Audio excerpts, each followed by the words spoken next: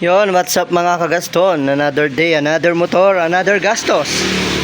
So ito, engine refresh lang siya na. Kaso pag open natin, ganito na yung nangyari. Yan. Overheat. Hindi ko sure kung nakikita sa video.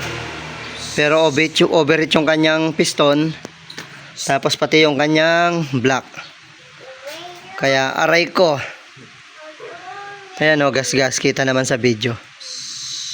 So alam naman natin pagdating sa Raider hindi siya na re-rebore. Kaya konting gas-gas, palit talaga. So pagka gantong gas-gas kasi di na kaya sa piston ring, baka umusok na lang.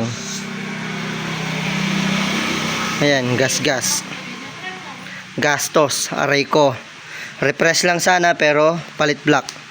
Ngayon sinuggest ko sa customer, palit tayong aftermarket, diretso 66mm na para dagdag power.